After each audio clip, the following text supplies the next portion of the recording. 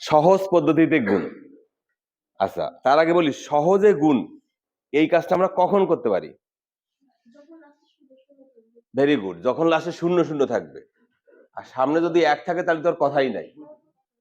মনে করো 100, 1000, 10,000, 1,00,000 এইরকম সংখ্যা দিয়ে গুণ করা খুবই সহজ। কেন সহজ? আমি যদি কোনো একটা সংখ্যাকে আমি 1000 দিয়ে গুণ করি, তাহলে প্রথমে এই 45-এর সঙ্গে 1 গুণ করি, তার মানে এই 45 লিখি, আর এই 3টে শূন্য বসিয়ে দিই। 45 গুণ 1000 সমান 45,000। এই কাজটা খুবই সহজ, তাই কি না? খুবই সহজ যে আমি যদি এরকম থাকে, বা সাপোজ এখানে 2 থাকলেও কিন্তু সমস্যা নাই, জাস্ট 2 দিয়ে গুণ করে শূন্যগুলো বসিয়ে দিলেই কিন্তু আমরা করতে পারি। এবং এর আগে আমরা শিখেছি যে শূন্য যদি থাকে, মনে করো 42 0 0 গুণ 3 0 0, তার মানে শূন্য বাদ দিয়ে গুণ করে 3 দুখানি 6, 3 এ 4 12, এরপরে এই শূন্যগুলো পরপর বসাই দিলেও কিন্তু আমরা গুণফলটা পেয়ে যাই। তার মানে যেখানে দেখবো যে শেষে শূন্য আছে, যে সংখ্যা শেষে শূন্য আছে, এইগুলো গুণ করা আমার কাছে সহজ, তাই কিনা? আর সবচেয়ে সহজ হয় কোনটা? যদি 1000, 110 এইরকম সংখ্যা দিয়ে গুণ করা হয়, অথবা এক দিয়ে গুণ করাও কিন্তু সহজ, তাই না? এখন সহজ পদ্ধতিতে গুণ এইটার মানে মেইন বিষয়টা হচ্ছে কি, আমাকে যে কোনো গুণকে বা যে গুণটাকে আমার সহজ পদ্ধতিতে গুণ করতে হবে, এইটাকে আমাকে এইরকম একটা সংখ্যায় আনার চেষ্টা করতে হবে, তাই না? তার আগে আমরা বুঝি যে একটা সংখ্যা একে যদি আরেকটা সংখ্যাতে গুণ করতে হয়, তো এইটাকে আমরা বা অথবা এইটাকে আমরা ভাঙায় লিখতে পারি। আমরা প্রথম ক্লাসে শিখেছিলাম যে এইটাকে আমরা এইভাবে লিখতে পারি, 9 গুণ এই 7কে আমরা মনে করো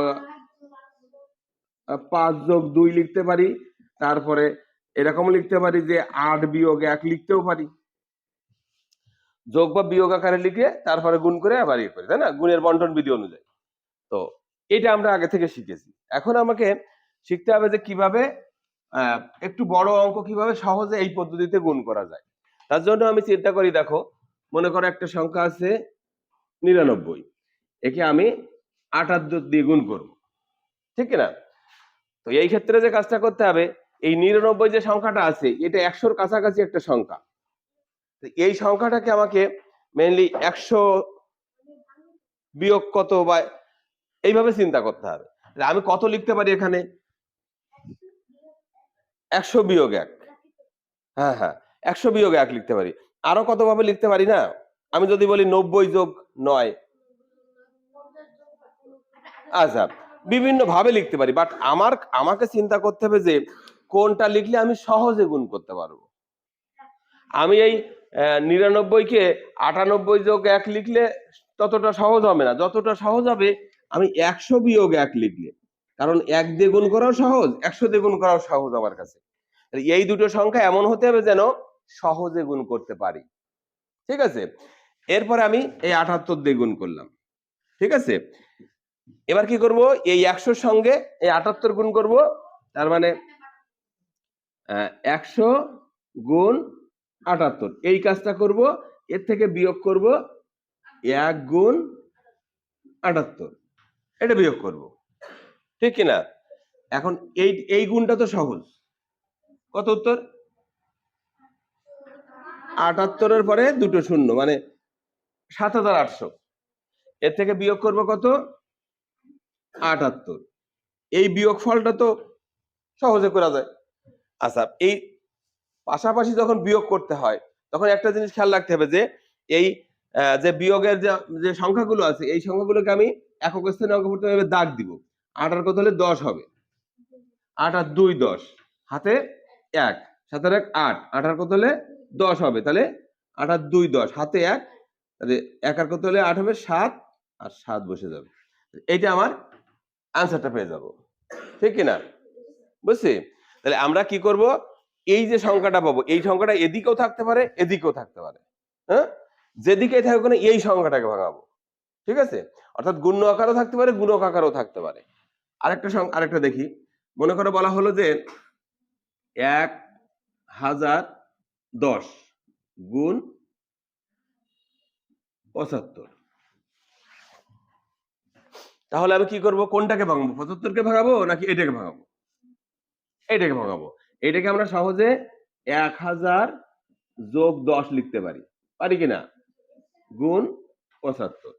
এরপর কি করব, এই 1000 গুণ 75 যোগ 10 গুণ 75, তার মানে এখানে হলো 75 এর পরে 75,000 যোগ 75, এটা।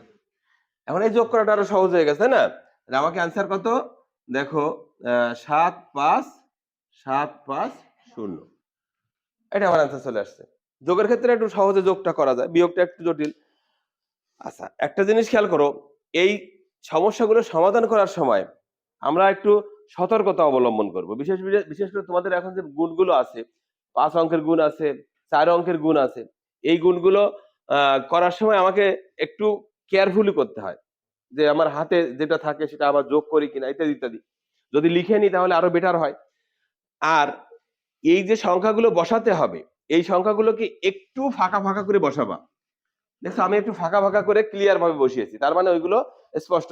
তোমরা যেটা করো, মনে করো 78 লিখেছো, এইরকম ভাবে 78 লেখো না, এরকম দরকার নাই। তুমি একটু 7 লেখো, একটু একটু ফাঁকা করে 8টা লেখো, তাহলে কিন্তু তোমাকে অঙ্কটা করতে স্মুথলি তুমি অঙ্কটা করতে পারবা। ঠিক আছে, ভুল যাওয়ার সম্ভাবনা কম থাকবে, এটা মাথায় রাখবা। তাহলে কিন্তু সমস্যাগুলো সুন্দরভাবে সমাধান করতে পারবা। মানে বড় গুণের ক্ষেত্রে এরকম ফাঁকা ফাঁকা করে লিখলে তোমাকে ভুল যাওয়ার সম্ভাবনা কম থাকে। ঠিক আছে, তাহলে আমরা দুটো সমস্যার সমাধান করলাম সহজ পদ্ধতিতে। আরো একটা করাবো, তারপর তোমরা করবা। ঠিক আছে,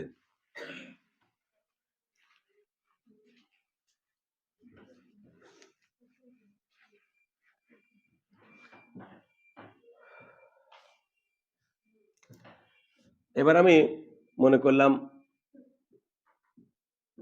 999 গুণ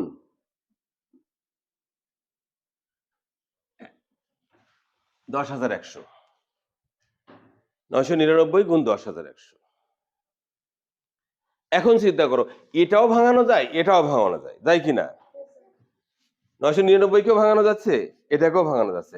আমাকে চিন্তা করতে হবে কোনটা আমাকে ভাঙালে আমি সহজে করতে পারবো। 10,000 কেন? যোগ করা সহজ, যোগ করা সহজ, এইটা মাথায় রাখতে হবে। তাহলে যখন দেখবো এরকম দুটো কেস আসছে, তখন সেটাকেই প্রাধান্য দেবো, যেটাকে আমি সহজে করতে পারবো। আর যোগ করা আমার কাছে সহজ, বিয়োগ এসে যোগটা সহজ, এটা মাথায় রাখবো। তাহলে আমি এটা ঠিক রাখবো না, এটাকে লিখবো 1000 না 10,000, 10,000 যোগ 100। এটা কি ব্র্যাকেট দিব? কিন্তু অবশ্যই ব্র্যাকেট দিব।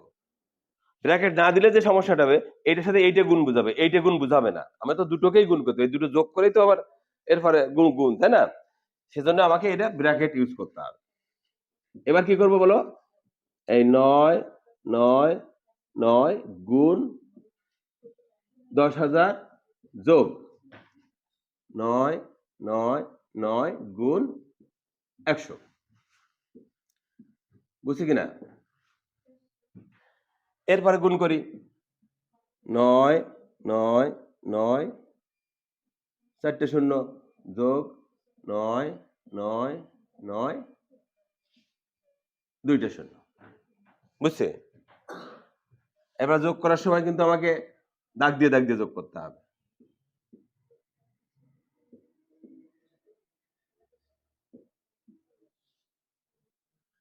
9 আর 9 18, 8 হাতে 1 আর 1 10, 0 হাতে 1 10। দেখো ঠিক আছে কিনা? ঠিক আছে, এইভাবে আমরা সহজ পদ্ধতিতে আমরা গুণগুলো করতে পারবো। ঠিক আছে, আচ্ছা দেখো আমরা বইয়ের একটা সমস্যার সমাধান করি। আজ দেখে সমস্যাটা দেখি। ঠিক আছে, এখানে 1100 গুণ 277, এটাকে সহজ পদ্ধতিতে গুণ করতে হবে। তো প্রথমে চিন্তা করতে হবে যে আমি কোনটাকে ভাঙাবো। তো ভাঙানোর সময় অবশ্যই খেয়াল রাখতে হবে যে আমি একের পরে শূন্য আনতে পারবো এমন সংখ্যা কোথা থেকে সহজে পাবো। টার্গেট কি? একের পরে শূন্য আনা, তাই তো? সবসময় একের পরে শূন্য আসবে না, তা কিন্তু আমার টার্গেট থাকতে হবে একের পরে শূন্য আসে, যদি না আসে তো 2 এর পরে শূন্য বা 3 এর পরে শূন্য এইভাবে আসবে। তো একের পরে শূন্য কোথা থেকে আসে বেশি সহজে? এটা থেকে না এটা থেকে বলো? কিভাবে আসে? কিভাবে আসে? এইটাকে কিভাবে ভাঙানো যাবে? 1000 বিয়োগ 1 কি? একটু চিন্তা করি। 10,000 যোগ 100। এটা 10,000 না 1000? 1000 যোগ 100 1100 না? তাহলে আমি কেয়ারফুলি চিন্তা করবো যে এটা আসলে কিভাবে করলে হয়। যোগ করেও করতে পারি, বিয়োগ করেও করতে পারি। যদি 100 নিচে মানে 1000 বা 100 নিচে থাকে তখন কিন্তু কি করব? বিয়োগ করে, মানে 1000 এ যাবো তার থেকে বিয়োগ করবো এরকম। আর যদি বেশি থাকে তো যোগ করে। তো এখানে 1100 আছে, আমি কি লিখতে পারি? 1000 যোগ 100। 1000 যোগ 100 লিখলাম। এর সঙ্গে এই সংখ্যাটা কিন্তু ঠিক থাকবে। এবার যদি 1100 আর কোনো ফাংশন নাই, 1100 আমার কোনো কাজে লাগছে না, আমি কিন্তু 1100 কে এটাকে নিয়ে এসেছি। এবারে নিয়ম অনুযায়ী কি করব?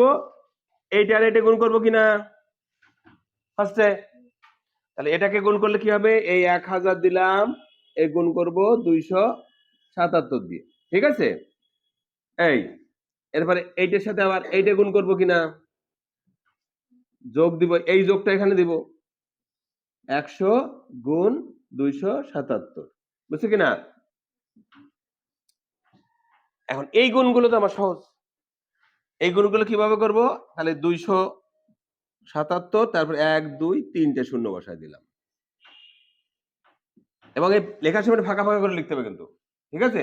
যোগ করতে হবে, বিয়োগ করতে সুবিধা হবে। এখানে 2 7 7 আর দুটো শূন্য বসায় দিলাম। এবার যখন যোগ করব, আমরা পাশাপাশি বা লাইনে যখন যোগ করি তখন একক স্থানীয় অঙ্ক ফার্স্টে যোগ করি। 0 0 7 আর 0 7, 7 আর 7 14, 4 হাতে 1 3, 7 আর 3 10 এর 0 হাতে 1 2 আর 1 3।